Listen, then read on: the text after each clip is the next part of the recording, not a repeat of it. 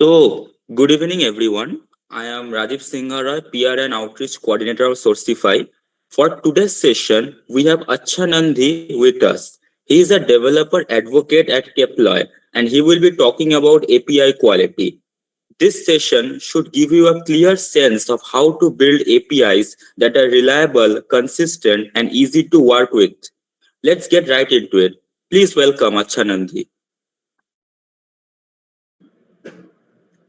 Thanks, Rajiv Singh, Roy, for the introduction. So let me share my screen.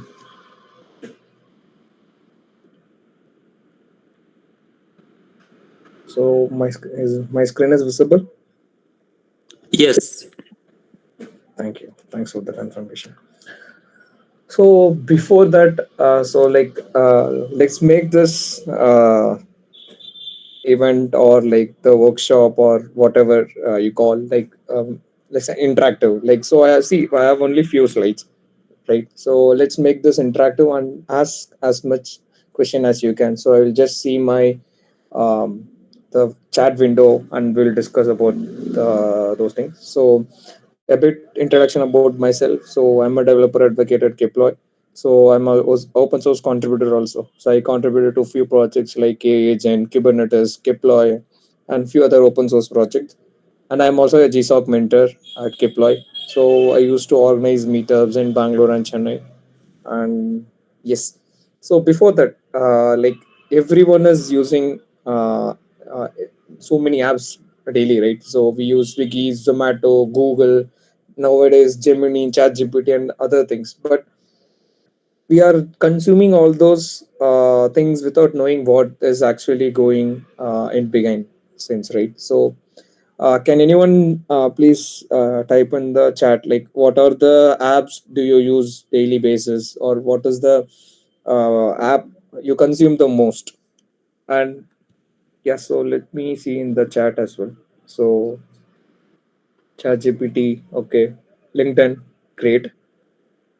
Then what are the other apps do you guys use daily basis? YouTube, Insta, WhatsApp, GitHub, interesting. Perplexity, Duolingo, interesting.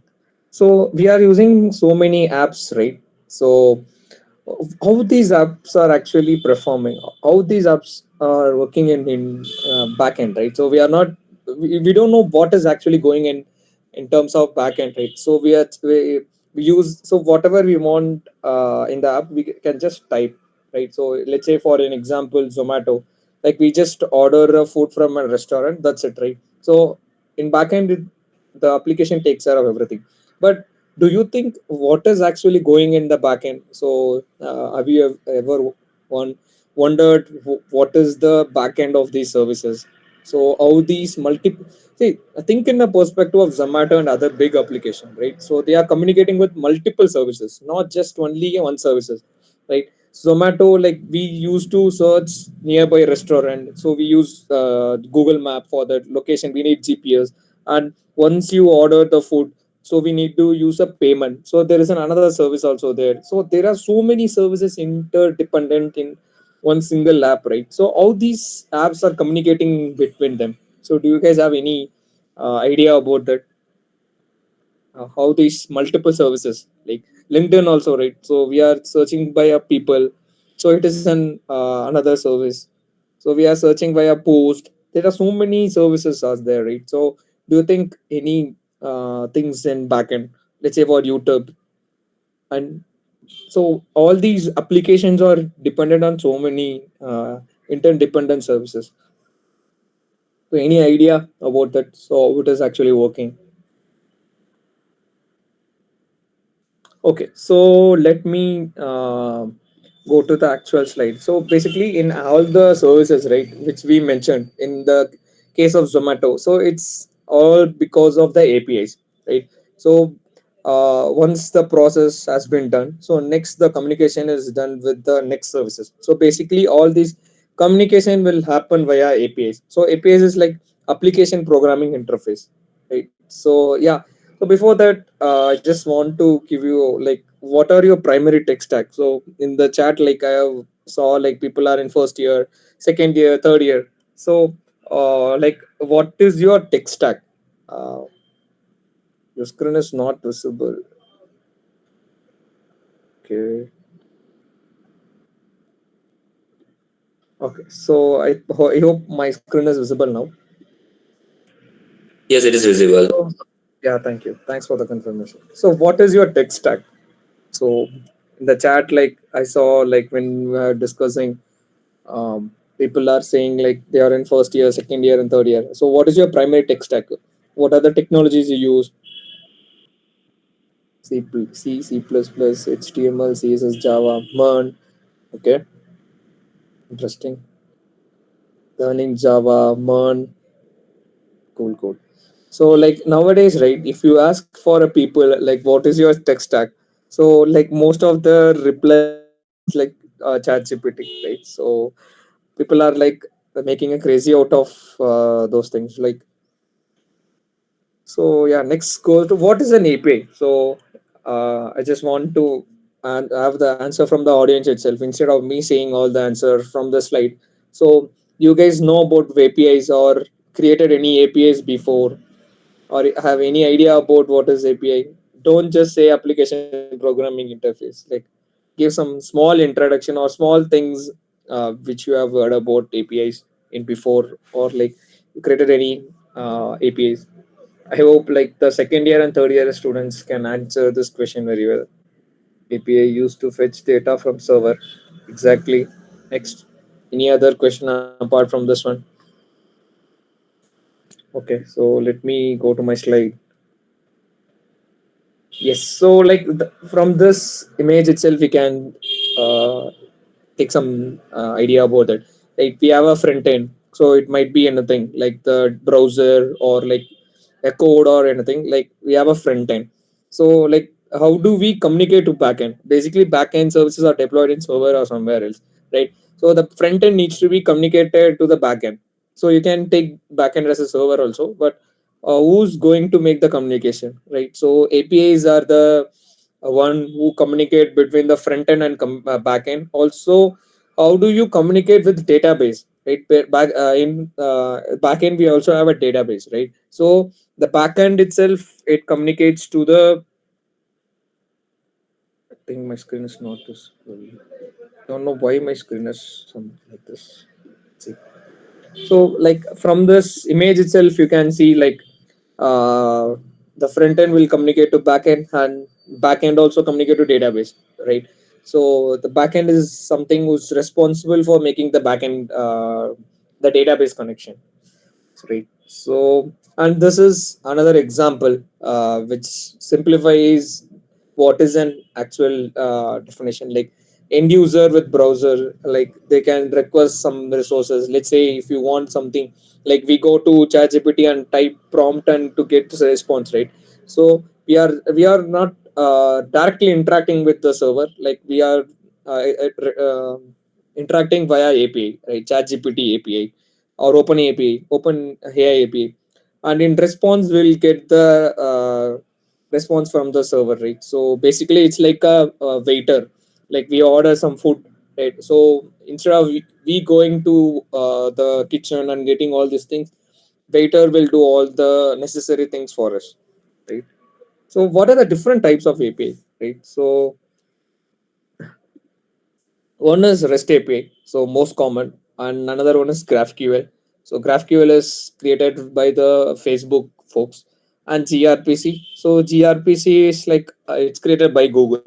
So and also another type, another other types of APIs are there. Like SOAP API is also there, but SOAP API it's got so because of REST API, SOAP API is not popular nowadays. So people are mostly using REST APIs. So GraphQL. So basically, these three things are the most popular industry standard people are using nowadays. So gRPC is used for microservices. So if you are creating any microservice application, basically microservices is like a multiple services.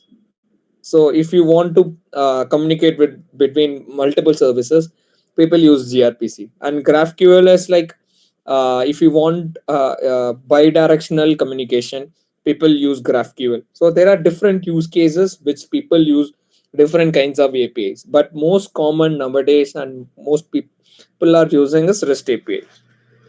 So next, how do you create an API? Right. So I want a answer from the audience. Like, is anyone have you used any APIs or created any APIs before? Yes, WebSocket is a type of API. Like WebSocket people use for chat communication, the persistent communication, right? So WebSocket is also a type of API. Gemini, interesting. So I also have a demo of Gemini also. Like I will show you the example. I created one using DRF. Interesting. Any other people? Have you guys created any APIs before, or interacted or use any API before? So we are using daily API, but I'm just saying, have you created API? Like using any programming language or any frameworks? Have you guys used any APIs or created any APIs? Okay, let's go back to the slide. So if you not created any API, no issues. So you can create an API like in just 5 minutes. But first, choose your programming language. So there are so many programming languages also there. So guys, what is your favorite programming language? Go, Java, JavaScript. What is your favorite programming language? Python, Node, C++, JS, Java. So we have a lot of people. So I hope, like, I thought like most people use Python, but yeah, there are different kind of way people are there. JS, Javas. Wow, interesting. So like you can just choose uh, what programming language, and in the programming language we have a frameworks, libraries and all, right? So with those frameworks you can create an API. Like if you are a JavaScript background, you can use Express. It's a popular framework. So if you are a Python background, you can use Django or Flash to create an API. And if your background is on Go, so Go is a popular programming language, so it is also created by Google. So you can use Gin, Fiber. There are so many frameworks also there. So you can create APIs via these frameworks, and then you create an endpoint. Basically endpoint is like, if you want to log in, like let's say you create a application, a restaurant application, or like library application, or any application, right? So think in a perspective of software. So there are so many endpoints will be there, right? First, if you experience this, like if you are a new to, I think my screen is not shared. Let me share. Yes.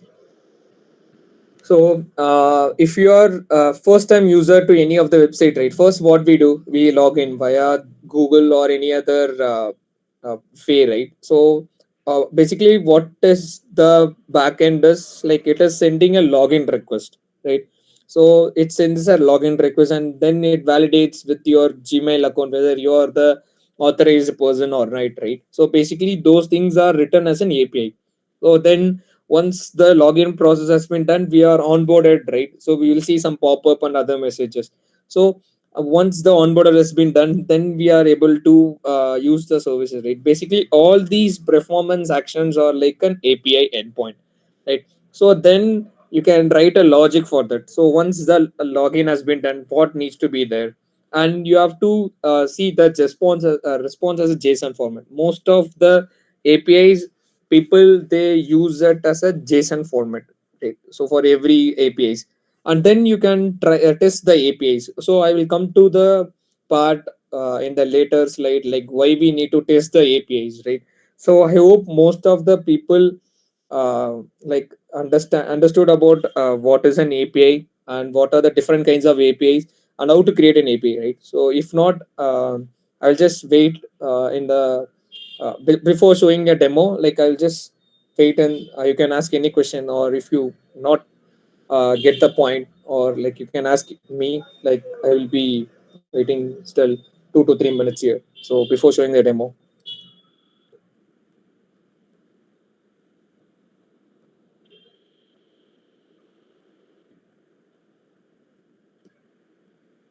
So guys, if you have any question, please post this in the chat. So I will respond to a question. So guys, if you are joined late, so what we covered is like what is an API.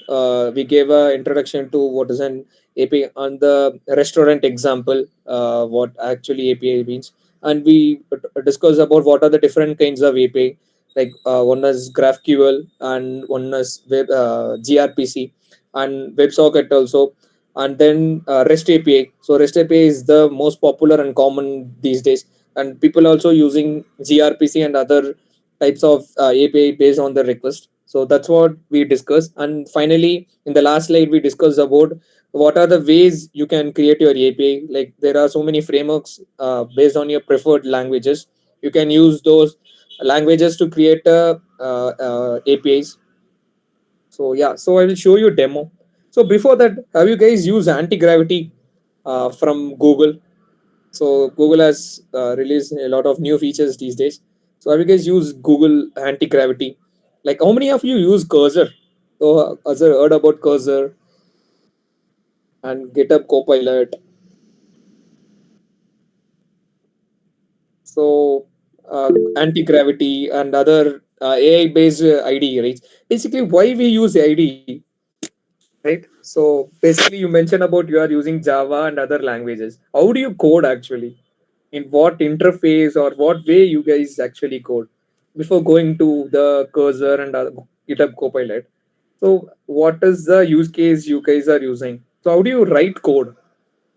So we use ChatGPT to write code, but how do you write where did you write those code and where did you test? Only use VS Code. Okay. So what are the other ways?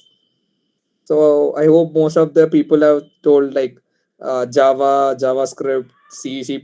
So where do you run the code?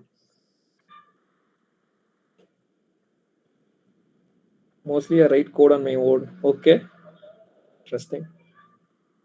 Even ChatGPT write a code. We also we run the code right using Eclipse for Java server.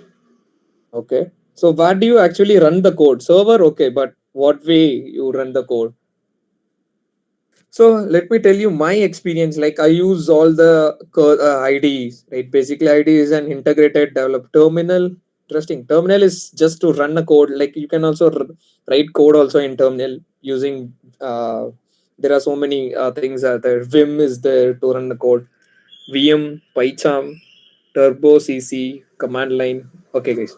So like I use all the replit. Interesting. So I use all the IDEs. Like I used Kiro. Kiro is one of the IDE from Amazon, and Cursor I didn't write. VS Code is the I have using VS Code for a long time, and then now I shifted to anti gravity. So anti gravity is also similar to Cursor and VS Code. It is a new IDE from Google. So basically, IDE is the way you run a program your code instead of you using different IDE for different languages. Let me give you an example. Like for Python you use PyCharm, right? So instead of you using different IDE for different programming language, you can just use a single IDE, right? So I'm using Google Anti Gravity. So for a few days. So is my screen is visible? My ID is visible. Okay. I hope my screen is visible. I guess. Can Yes, it anyone is please visible. confirm? Yeah, thank you. Thank you. Thanks for the confirmation. So I have two demo. So one is the Gemini one, which people have mentioned like, so it's a simple, very simple demo. Like I have only 20, 30 lines of code. So basically what it is doing is it's a SDK. I would say it is not an API, but SDK internally use API. So SDK is a software development kit. Right? You can directly interact with Gemini via REST API also, but so I will just show you the website also. Google SDK for Go, or Google Gemini. So where the code I have get from this is can go here and you can choose what are the Java, what are the languages you want to use the APIs, right? So I will just mention. So I'll just show you the quick start. Yes. So basically I just got this code from your Golang. So it's a SDK, Gemini SDK, or else you can use REST API also. I mentioned about few slides back, right? REST API and other things. So you can just interact with the code like the Gemini via REST API. But most people in industry people use code, right? So let's say in Keploy also we use Gemini for generating a test, right? You can't use REST API, right? So for all the requests, so instead what we do, so we write a code, so it takes all the inputs and then send the request to Gemini, right? Basically we use SDK, but SDK internally use APIs. So let just remember in there. So I'll just ask a simple question like explain how AI works in a 4 sentence and give a point by point explanation. So it's a Golang, so it is written in Golang. So I'll just run go run main.go. So Go is somewhat similar to C. You can see the syntax. It is somewhat similar to C. So I'll just run the code. Oh, sorry, it is. I'm in the different terminal, so I want to go inside Gemini SDK, go run main.go. So it takes some few seconds, yeah, and it gave a response. So like we are not. If you see from the code perspective, we see it. We are not using any API, but internally, like we are using an API to send a request, and also we have to export the Gemini API key. So instead, before running this code, I just exported my Gemini API key. So don't use your API keys in your code. So create a environment variable or like use somewhere thing. So it's the best practice. So this is one simple example. So I also wanted to show an another example. So is my screen is visible? Yeah, it's visible. Okay, got it. Thank you. So the second example is somewhat complicated. So basically, the second one is it is API which I have not created. So there are two kinds of APIs. One is you can create your own API using code, or you can use any public APIs, right? So public API is like here in this code you can see. So I have a joke API and I have a meme API. So which is they already written a code for this one, right? I'm just consuming those public APIs in my code. That's it, right? So instead of you creating a API for getting a joke or meme, so I am just using a public API, right? So you can use like let's give them another example, right? So if I want to integrate authentication in my code, I can just use the Google APIs to authenticate, right? So instead of me creating a API code for all these things, you can just use the particular APIs, right? So I'm just using two APIs in my code. I have not created any APIs, but I am using public APIs. Or else you can also create your own API also, right? So this is then another example I just wanted to show. So basically, I was just running the application via Docker. So Docker is another way how people they ship their code. So if you are someone who's new to Docker, if you're hearing for the first time, let's just go for. So I'll go to localhost 8080/joke. So you can see a joke. So you will get a joke like some jokes, random jokes, right? So I didn't written a code to get this one, right? So I was just consuming those API in my code, right? So if you go to memes, okay, meme. Is my screen is visible? Okay. No, sir. No, the screen is not. Yes, it is not visible. Okay, got it. Thanks. Like let's say if I go to like joke, so it just give me a random joke, right? So if you go to memes, so it give me a scenic, right? So you can just I didn't. So if I want to see what are the jokes which I saw in the few minutes, so you can see those things. Docker.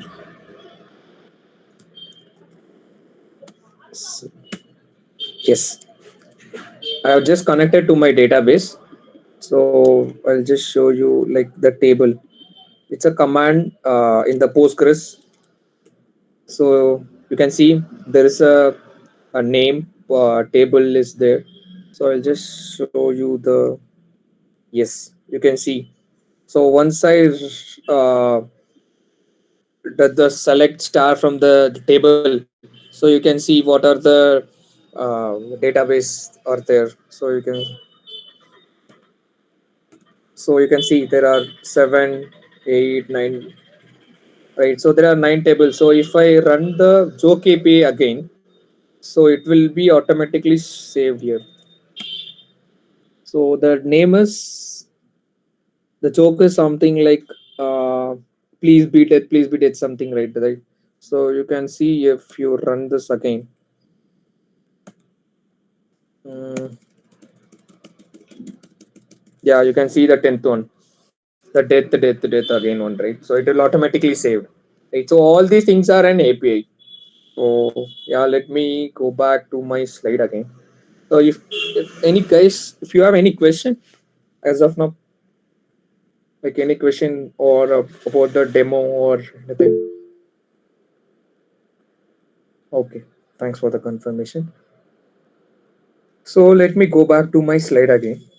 So why testing, right? So we saw about like the application is working fine. So we are also confirmed it manually. All the requests and response are saved internally in the database also. So why testing, right? So we saw about APIs and all this stuff. So are we using a service by calling API, right? I'm not using any service. I'm using an API, right? So I'm just consuming those API. That's it. So it's a public API. So I'm just consuming those things, right? So let me give you another example. So I want to use payment gateway, right? Instead of me writing code for payment gateway, I can just use the Razor Pay or Google Pay API or UPI or Paytm or any APIs, right? So that is another example for the APIs part. So it's all these things. So uh, why guys, like why we need to test the application, why we need to test the APIs? Have you guys any heard about APIs testing before? Testing, why people do testing, why QAs are there? So have you guys heard about QAs, quality engineers, what they do, how do they test their application? Any idea or anything about testing? No. What about others? So can you summarize the previous lesson after testing? Sure, sure. Yes, manual testing. Okay, like manual testing is what we did right now, right? So we are just manually testing all the APIs and the actions, right? So yeah, just as another API testing framework, like the testing framework from Java. So yeah, basically why people they test their application, right? Let's say for example there are 100 plus services, right? How do you test it by manually, right? Is it not possible? Right? That's why there is a new uh, not new, like there is a field in IT called QA. Basically they test the application which developers they create, like new features, right? So developers also they test from their end, but the QA knows very well about how to test the application, what is a way for the edge cases, and they test it like in very various perspective, right? So QA's main role is to test the features which developers they build, right? That's why APIs also, right? How do you verify what if I give a different output for the APIs? So the demo I showed is just a small example, right? So if I give a different input, what will be the output for that API, right? So how do you know all these things? So that's the part of QA. So that's why people they test. So why they test, right? So make sure the software works correctly to prevent bugs, to keep the system reliable. Like if you build a new feature, the old one should not break, right? The new feature should not break the old one, to give a smooth and frustration free user experience, right? So what happen if your Instagram is not working for a day, right? You will be so fluctuated, right? So these things will happen due to the bugs, or sometimes due to load. There are so many people, they can use it via different ways, right? So people, so even with just a 10 minutes, we can't able to withstand the Instagram downtime, right? So what happen if, so that's how, so it will down to save time, money and reputation, right? So if Instagram is down for a week, so people will be so fluctuated. So what happened for the ad revenue and all these things, right? So all these things make a big difference in the IT sector if something is not tested properly, right? So that's the reason why people, they use testing for the application. So next, it's a famous meme, like most people like relate to it if they are testing the code. So I just wanted to show you like how it will be there. So like we spoke about testing and some part why they test and all these things, right? So what are the different types of testing? So how we have a different types of programming languages, how we have a different types of APIs. Same wise, we have a different type of testing. Like one, we have a unit testing, we have integration testing, we have API testing, we have end-to-end testing, we have performance testing, we have SOAP testing, we have gorilla testing. By the way, I don't know what is gorilla testing. I just added. And just we have volume testing, we have unit testing, we have system testing, we have security testing. There are so many testing. Like I couldn't able to add all those things in this slide, right? There are so many testing. So why there are so many testing, right? So let me ask you folks. So what do you think? Yeah, ChatGPT web page also down. Like for last week, Cloud is down, Perplexity is down, all the things are down. Right? So what are the why there are so many testing? X also, yes, there are so many things are down. So why we have a different types of testing, right? What actually these testings are doing? Why can't we have a single testing? Yeah, it is because of Cloudflare. Uh, the ChatGPT went down.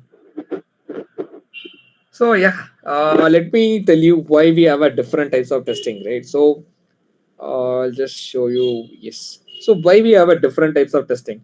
So each testing will do a specific task. Let's say for security testing, so it tests in terms of people, they do in terms of security, like whether API is our API is authenticated or not, right?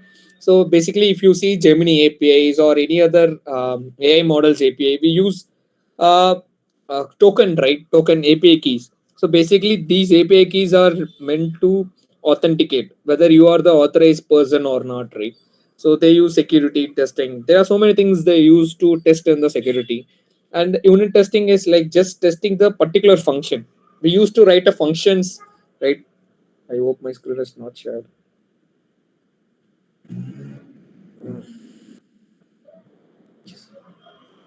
So yeah. So like unit testing, right? I'm talking about unit testing. So we used to write functions, right? The functions in C or C++ or Java, we used to write a function, right? Single function. So how do you test those function, right? So basically unit testing is the one which tests the single function, right? So integration testing is like we have a database, right? So the code is just using a database. So basically, we are just testing the integration of our code on the database. So that is integration testing. And API testing is like we saw in the demo, right? So we are using manual testing to test whether APIs are correct or not. Basically, in industry, people, they use some validation to check whether our APIs are working or not. Right? So I will show you all those things in the upcoming slide. So UI testing is like if I create a new feature in the UI, whether those features are correct or it is properly rendered in all the mobile devices or not, right? So people they use for unit testing, right? So next, let's talk about API testing now, because we are more into APIs and we saw what are the APIs and other things. So what do we check in API testing, right? Status code, right? Like basically every endpoint just return an output, right? In APIs, we say this is a status code. 200 it means the request is correct. Like we got a get request. 400 is not unauthorized. 401 is unauthorized, and 500 is it is error in the server. Because why we add these status code is like it defines the functionality of the APIs, right? What happen if the server is down? How do you know? How the user know whether the server is down or not?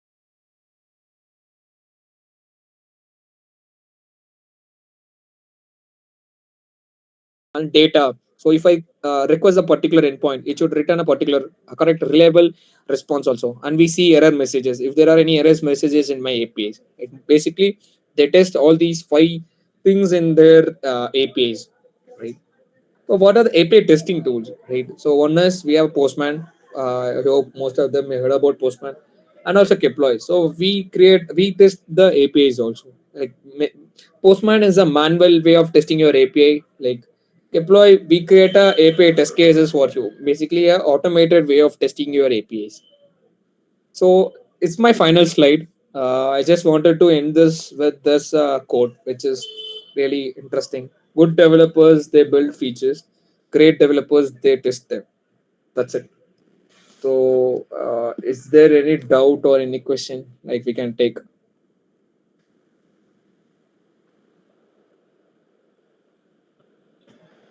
So yeah, someone asked about the API quality, right?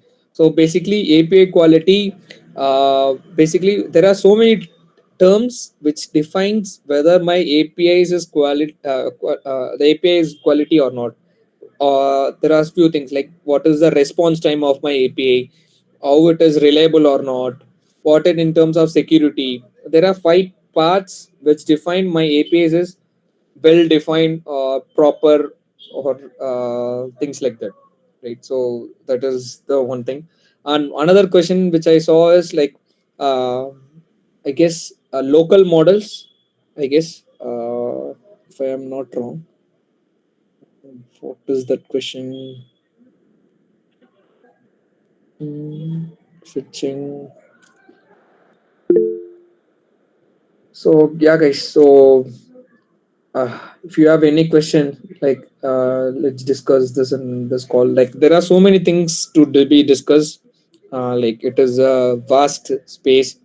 Testing, creating an API. I just wanted to give you some overview, and in future we can discuss a lot. Uh, any question, guys? Cloud Olama model versus API. Yes. So basically, there are two ways you can run the Olama models. One is running locally, and another one thing is like you can run Olama models on cloud in their own cloud. How do you consume those models? Is just via API. And the normal API is like how do we saw it in the example like the Gemini API. Same thing. Any question, guys? How is API security maintained? I mean, what exactly is API security? Got it. So the API security which I mentioned here is the unauthorized person should not access my API without authenticating, right? So the first thing is authentication, and the second part is what would I say? I just forgot the term. Mm. Rate limiting, yes. Because if you see GitHub and Twitter and all, right, and LinkedIn also, you can't send a more than 100 requests or 200 requests per second. It what basically this comes under DDoS attack, right? So they do a rate limiting. So for a particular second, you can just ask use particular API for few seconds. So rate limiting is the most important part, which GitHub, Twitter. and LinkedIn they can talk about in terms of these things, and which is more beginner friendly tool for testing API, Keploy or Postman. So there are two ways, I would say. If you want to just test the API, you can use Postman. But at the end of the day, you have an API code. So basically, you have to create a test cases for testing the APIs with Postman. But Keploy, you can just create a API test cases by yourself. So you don't need to write any test cases to test API when you are using Keploy. But in Postman, you have to manually hit the API and test. So basically, Keploy is a automated way of testing. So if you prefer automation, you can use Keploy, or if you want to just test an API, you can use Postman. So it depends on your use case. I have a question. Can you please tell me how to prepare for GSoC? So GSoC, I hope most of them are heard about GSoC. GSoC is an open source program officially run by Google. So it runs every year. Um, there are so many organizations there in GSoC. So Keploy is one of the organization from India. So what we see from the candidate is like you can start working before will we see Keploy this year? Where you wanted to see Keploy this year? So answering my question with the to the GSoC thing, this year we have a 5 GSoC project accepted. How do we select people? Is we select based on their previous experience, whether they have contributed to any open source project before, or how they contributed to any open source project to Keploy before. So we validate. So it doesn't depend whether you are a first year, second year, or third year. So one of the GSoC mentee this year we onboarded is just a second year student. So he's just a second year student. We onboarded him because he's good in Go language. He did a lot of contribution to open source program. So we selected that guy.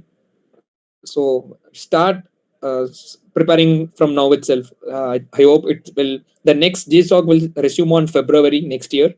So start working on the project. Start contributing to now. See what are the projects they have accepted, how they are contributed. So start from now itself. Prepare now how you can be a GSoC mentee next year. In industry level, is there any specific preference to language for building API? No. So it depends on your company. It depends on your use case. So for us at Keploy, we use Golang. But if you see other companies, they use different programming language. Let's say for Facebook, they use different languages for different teams. Right? It depends on your use case. What are you solving on? So it's completely depends on your use case. So you can use any language to create your APIs. Can you suggest good project? So basically, for choosing a good project, you can just solve your use case. Basically, see if you take my own example, right? I create a project which solves my own problem, right? Instead of me creating a to-do project, to-do list project, or somewhere project, create a good project which solves your problem. Let's say for personal note taker, or like personal finance tracker, or like something around AI. So just select a project which solves your actual problem, right? So first, that one. If you don't find any good project, just see what problem people actually facing it, or other your friends facing it, or the industry facing. Just use those to solve. Or maybe portfolio is a good project, I would say. If you are in a first year or second year or third year, create a good portfolio website. So it is also a good project. Could you suggest some resource we can refer to learn about API building as a beginner? So I don't know any about good resources. Like just go to documentation, read their documentation. Documentation and YouTube videos are good way to start. Or nowadays you can ask ChatGPT also, but learn what is actually ChatGPT is giving or any models is giving. So that's how you able to debug it. properly.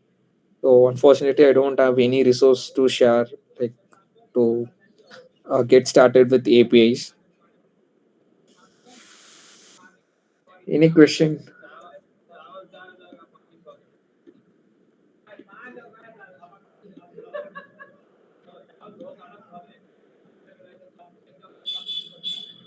Okay, guys, let's wrap up this one. What are the language I know? I know Python, little bit Java, and little bit Go. So it depends on your use case. If you know the basics, so it will be easy for all the languages. So just a syntax. That's it. Can you summarize the previous lesson? So I'll just summarize all the things which we discussed. So first we discussed about what is API, and I show a few example. The good example you can take is like the restaurant, and the waiter example you can take. And we talked about different kinds of APIs. One is GraphQL, REST API, and gRPC. And we saw the example, like we saw a demo also. One is with the public APIs. There are two APIs.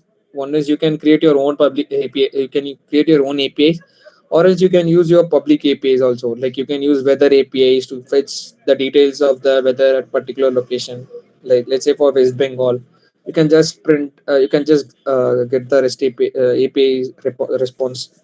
And second is like I show a demo of the Gemini SDK, and I use weather API. Okay, interesting. So I use other APIs also, public APIs. So it is really good.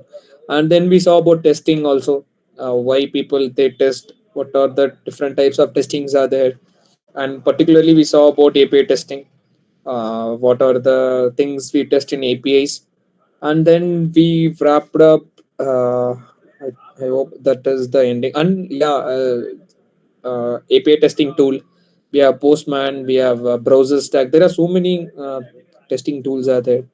Just explore. It's just a beginning. So I would not say it's a 1%. I just show some the example. I just give you a small glimpse. So there are a lot of things to learn about APIs and testing also. So that's it. This is the old summarization of the thing which we saw in the last 1 hour. Documentation are great, but implementing the complex concept of documentation become yes. So documentations are really hard, I would say, if you are getting started. But there are, if you stuck somewhere else, right? So you can't use YouTube videos or ChatGPT. Even ChatGPT also use documentation, so it fetches the response from the documentation also. So initially it will be so hard, but once you are comfortable in this using Docker. So let's say for example, Postman or Keploy, right? If you want to try Keploy, you can just go to the documentation and see. So documentation are the go-to place for all the resources, not just programming language or all other things. Right? So documentation plays a crucial role. I used Lingo area. Requestly is very good. Postman is now cluttered nowadays. Yes, Postman. So if you use Requestly, it is from browser stack, I guess, and you can also use Bruno. Bruno is also a open source alternative to Postman. So it is also similar to what Postman is doing. So yeah, there are so many things like Requestly. I think it is from browser stack, I guess. And okay, guys, have a happy Sunday. Start building something. Start posting on LinkedIn what you build. Yeah, that's it. So you can reach out to me on LinkedIn. So if you have any question around the session, or if you want any help, you can reach out to me at any time. So I'll just share my LinkedIn. You can reach out to me. So that's it, guys. See you, everyone. Happy Thank you Sunday. very much for this amazing session.